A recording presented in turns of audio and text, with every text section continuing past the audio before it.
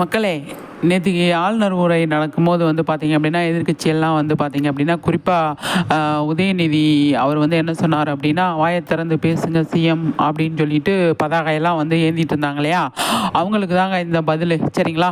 என்னன்னு சொல்லி பார்த்தீங்க அப்படின்னா, சிஎம் வந்து இன்னைக்கு வாய திறந்து சூப்பரா வந்து முதல் தீர்மானமா வந்து கொண்டு வந்தாங்க. மக்களுக்கு வந்து முக்கியமான தீர்மானம். காவேரினாலே பிரச்சனை தான். காவேரி பிரச்சனையை வந்து நம்ம பேசியே ஆகணும் அப்படின்னு பதவி ஏற்றது ஃபஸ்ட்டு சட்டசபை கூடுது. நேத்திக்கு வந்து ஆளுநர் உரை முடிஞ்சதுக்கப்புறமா ஃபஸ்ட்டு அவர் கையில் எடுத்திருக்கிறதே மேகதாட்டு பிரச்சனை அப்படின்றது தாங்க முக்கியமான விஷயம். காவேரி பிரச்சனையை வந்து எடுத்திருக்கிறாரு.